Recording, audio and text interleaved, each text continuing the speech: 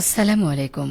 বাংলাদেশ বেতার রাজশাহী স্থানীয় সংবাদ পড়ছি রুকসানা আক্তার লাকি।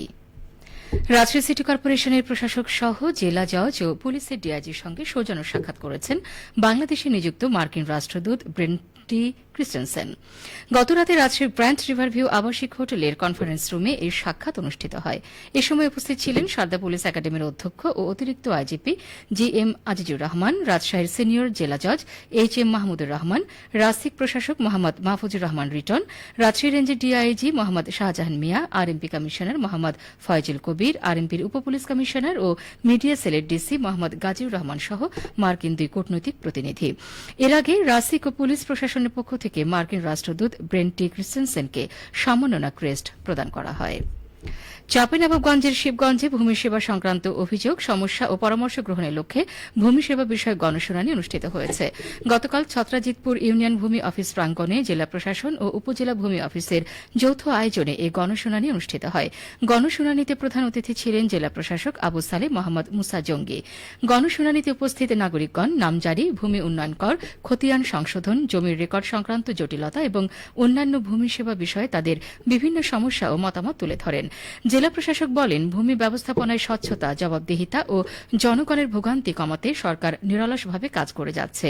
জনগণের দোরগোড়ায় সেবা পৌঁছে দিতে এ ধরনের গণশুনানি গুরুত্বপূর্ণ ভূমিকা রাখবে বলে তিনি আশাবাদ ব্যক্ত করেন।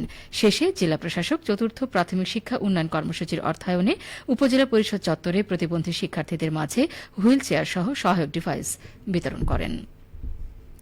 জাতীয় কবি কাজী নজরুল ইসলামের জীবন, সাহিত্য ও বৈপ্লবিক চেতনাকে তুলে ধরতে সরকার ঘোষিত বছরব্যাপী নজরুল বর্ষ উদযাপনের লক্ষ্যে পাবনায় প্রস্তুতিমূলক সভা অনুষ্ঠিত হয়েছে। জেলা প্রশাসনের আয়োজনে আজ সকালে পাবনা জেলা প্রশাসকের কার্যালয়ের সম্মেলন কক্ষে আয়োজিত সভায় সভাপতিত্ব করেন জেলা প্রশাসক আমিনুল ইসলাম। সভায় নজরুল বর্ষ যথাযোগ্য মর্যাদায় এবং উৎসবমুখর পরিবেশে উদযাপনের লক্ষ্যে বিভিন্ন কর্মসূচি গ্রহণ ও বাস্তবায়নের বিষয়ে বিস্তারিত আলোচনা করা হয়। এই সময় জেলা প্রশাসনের ঊর্ধ্বতন কর্মকর্তাবৃন্দ, স্থানীয় রাজনৈতিক ব্যক্তিবর্গ, সাংস্কৃতিক কর্মী এবং সাংবাদিকবৃন্দ উপস্থিত ছিলেন। নাটোর সদর উপজেলার ভাতুরিয়া খাল পুনঃখনন কার্যক্রম এখন শেষের পথে। 720 মিটার দীর্ঘ খালের 90% কাজ শেষ হয়েছে। 26 লক্ষ টাকা ব্যয়ে খাল খনন কার্যক্রম বাস্তবায়ন করছে দুর্যোগ ব্যবস্থাপনা ও ত্রাণ মন্ত্রণালয়। জেলা ত্রাণ ও পুনর্বাসন কর্মকর্তা একেএম শাহ আলম মোল্লা জানান, ইতিমধ্যে খাল পুনঃখনন কাজের 90% সম্পন্ন হয়েছে। চলতি মাসের মধ্যে অবশিষ্ট কাজ শেষ হবে। গুণগত মান বজায় রেখে খাল খনন সম্পন্ন করতে মনিটরিং কার্যক্রম অব্যাহত আছে। বাংলাদেশ ধান গবেষণা ইনস্টিটিউট উদ্ভাবিত নতুন ও উন্নত জাতের ধান আবাদ করে সফলতা পাওয়া গেছে নাটোরে। সফলতার পথ পরিক্রমায় আগামীতে এসব ধানের সম্প্রসারণ ঘটবে। নতুন ধানের উৎপাদন কার্যক্রম নিয়ে এখন শুনুন আমাদের নাটোর জেলা সংবাদদাতার একটি প্রতিবেদন।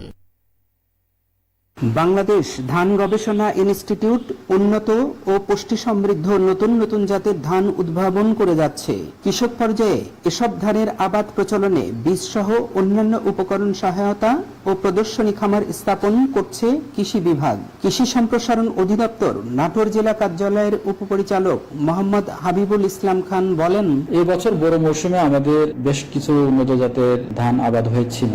তার মধ্যে আমাদের বৃধান 88, বৃধান 98, বৃধান 102, বৃধান 104 এবং বৃধান 108 এই জাতগুলো কিন্তু এবছর খুব ভালো ফলন দিয়েছে। বিশেষ করে আমাদের 108 ধানটা আমি দেখেছি যে সেখানে কিন্তু প্রায় 30-35 মণ ফলন। তো ফলনশীল যে জাতগুলো আমাদের ধান গবেষণা কেন্দ্র থেকে আবিষ্কার করা হয়েছে সেই জাতগুলো নিয়েও কিন্তু আমরা কাজ করছি এবং কৃষকরা ব্যাপক সাড়াও দিচ্ছে এই জাতগুলো, যেহেতু এই জাতগুলো ফলন কিন্তু অনেক এবং কৃষকরা বেশি ইন্টারেস্টেড যে তারা এই পরবর্তী বছরগুলো থেকে এই জাতগুলোর চাষ করবে এবং এই কারণে আমাদের বোরো ধানে বছরও কিন্তু ফলন খুব ভালো হয়েছে। আমরা যদি সামনের বছরগুলোতে এই যে উন্নত যে জাতগুলো উদ্ভাবিত সেই জাতগুলো যদি আমরা ব্যাপকভাবে সম্প্রসারণ করতে পারি তাহলে আমাদের নাটোরের কিন্তু ধানের উৎপাদন অনেকটাই বেড়ে যাবে। বৃধান 102 এর প্রদর্শনী খামার স্থাপনকারী চলনবিলের কৃষক সিরাজুল ইসলাম জানান, রাজশাহী বিভাগের উন্নয়ন প্রকল্পের আওতায় প্রদর্শনী বৃধান 102 উচ্চ ফলনশীল ধান। এ ধানের ভাত সুগন্ধি এবং ঝরঝরে, ভাত সুস্বাদু এবং জিঙ্ক সমৃদ্ধ ফলন। 1 একরে জিঙ্ক সমৃদ্ধ ফলন 1 একরে 96 মণ। নতুন এসব জাতের ধান আবাদের মাধ্যমে খাদ্য নিরাপত্তার পথে আরও এক ধাপ এগিয়ে যাবে দেশ। ফারাজি আহমদ রফিক, বাবন, নাটোর জেলার সংবাদদাতা, বাংলাদেশ বেতার, রাজশাহী। খেলার খবর ফুটবল। বাংলাদেশ ফুটবল ফেডারেশনের ব্যবস্থাপনায় রাজশাহী জেলা ফুটবল অ্যাসোসিয়েশনের আয়োজনে জেলা মুক্তিযুদ্ধ স্মৃতি স্টেডিয়ামে জেএফএ অনূর্ধ্ব 14 জাতীয় যুব নারী ফুটবল প্রতিযোগিতা শুরু হয়েছে। গতকাল এই প্রতিযোগিতার উদ্বোধন করেন অনুষ্ঠানে প্রধান অতিথি রাজশাহী সিটি কর্পোরেশনের প্রশাসক মোহাম্মদ মাহফুজুর রহমান রিটন। প্রতিযোগিতায় 7টি জেলা অংশগ্রহণ করছে। সবশেষে আবহাওয়া। আজ দুপুর 12টায় রাজশাহীতে তাপমাত্রা ছিল 35 ডিগ্রি সেলসিয়াস। এ সময় বাতাসে আপেক্ষিক আর্দ্রতার পরিমাণ ছিল 65%। রাজশাহী ও পার্শ্ববর্তী এলাকায় আজ সূর্যাস্ত সন্ধ্যে 6টা 55 মিনিটে। সংবাদ শেষ হল।